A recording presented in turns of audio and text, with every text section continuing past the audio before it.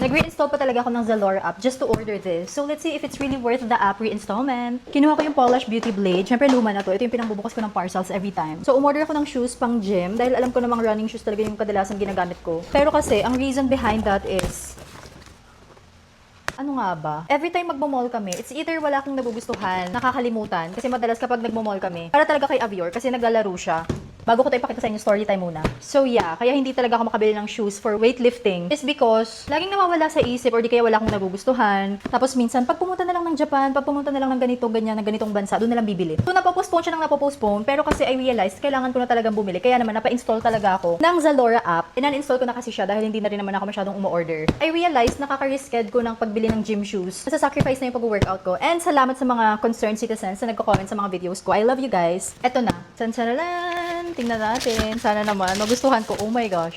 Ganda na kulay! This is the shoes. Nung naghahanap ako ng shoes, wala naman akong specific unit na hinahanap. Gusto ko lang na mas flat siya kasi yung ginagamit ko nga running shoes from On or ON. Tapos nakita ko to habang nagsuscroll, so mas flat nga siya. And also, nirecommend din pala to sa akin ng gym buddy ko, si Donica. Hi GF. Kaya naalala ko din siya nung nakita ko to habang nagsuscroll. So sabi ko, sige na nga, ito na lang. Tapos nakita ko pa tong color na to. Marami pala silang available colors guys ha. Pero nung chinek ko kasi out of stock na tong color na to. So I guess ako yung huling bumili. Anyway, this shoes is Nike Free Metcon 6. Ang alam ko meron pang 5 or 9 ata ito. I'm not really familiar. Hindi naman ako ma-technical sa mga bagay-bagay. Basta gusto ko yung design niya, yung kulay niya, okay na sa akin yun. Now, let's try these on. Excited na rin ako. Kahit mali nga yung ginagamit kong shoes pang gym, ang dami pa rin sa inyong nagtatanong kung ano yun, saan ko binili. Lahat na lang talaga tinatanong nyo and I love it. So, bumili na rin kayo ng shoes na to para twinning tayong lahat. And sabay-sabay tayong maging active. Oh my gosh, sakto yung kanyang size. I love it. Kasi wala lang 36. So, ito ay 36.5. Sabi ko, okay lang din naman kaysa wala. And sa rubber shoes naman, okay lang kahit hindi snug fit. Unlike with heels na hindi mo talaga mailalakad kapag pangit yung fit sa'yo. Ay, I love it. Ganda ng color. So, let's see. Sana stable siya. Lalo na pag leg day.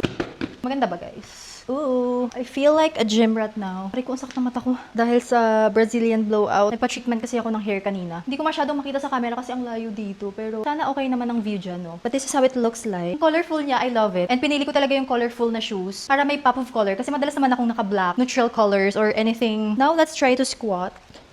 Stable naman nga. Okay naman siya. Ay! Mata-try ko to sa Bulgarian.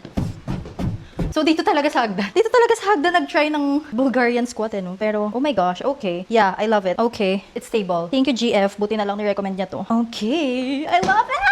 Tapos ngayon, hindi na lang shoes ko yung tinatanong nyo, pati yung gym fit ko. And alam nyo ba, nakakita ako ng Manuf doon sa Canton Fair. So ngayon, nape-pressure na akong bentahan kayo ng activewear. Gusto nyo ba yung mga ganitong fit pang gym? Ayan. Pati yung activewear ko tinatanong nyo. So, mag-develop na rin ba tayo nun?